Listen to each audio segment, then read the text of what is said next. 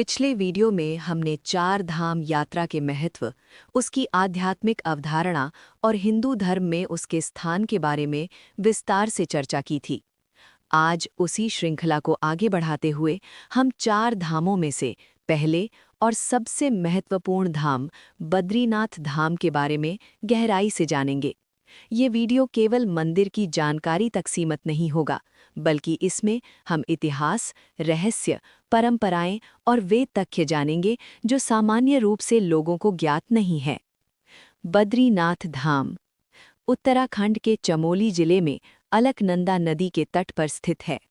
समुद्र तल से लगभग 10,300 फीट की ऊंचाई पर स्थित ये धाम चार धाम यात्रा का सर्वोच्च धाम माना जाता है।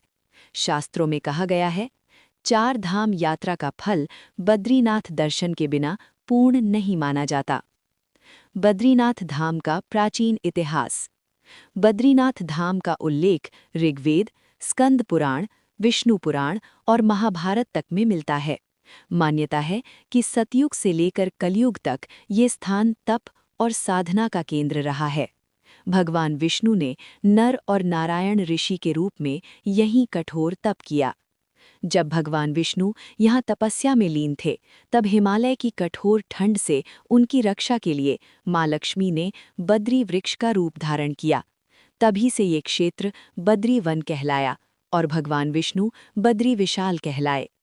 समय के साथ बद्रीनाथ धाम बर्फ में दब गया था। 8वीं शताब्दी में आदि शंकराचार्य ने अलकनंदा नदी से शालिग्राम शिला प्राप्त कर मंदिर की पुनः स्थापना की। उन्होंने ही बद्रीनाथ को वैष्णव परंपरा का मुख्य केंद्र बनाया। बद्रीनाथ धाम का सबसे रहस्यमय और अनोखा तथ्य ये है कि यहाँ के मुख्य पुजारी रावल केरल राज्य से आते हैं। ये पुजारी नंबूदरी ब्राह्मण होते हैं, जो दक्षिण भारत की वैदिक परंपरा से जुड़े होते हैं।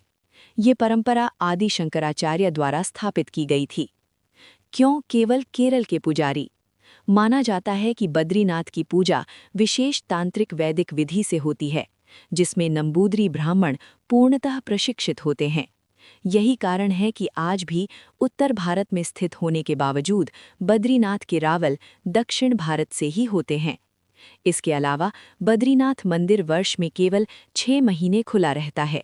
शीतकाल में भारी हिमपात के कारण मंदिर बंद कर दिया जाता है। मान्यता है कि इस अवधि में देवता और योगी यहाँ पूजा करते हैं, इसलिए कपाट बंद होने से पहले विशेष वैदिक अनुष्ठान होते हैं। तप्त कुंड का रहस्य। मंदिर के पास स्थित तप्त कुंड आज भी वैज्ञानिकों के लिए रहस्य बना हुआ है। बर्फीले क्षेत्र में स्थित होने के बावजूद इसका जल अत्यंत गर्म रहता है। दर्शन से पहले श्रद्धालु इसी कुंड में स्नान करते हैं। शालिग्राम शिला का गूढ़ अर्थ।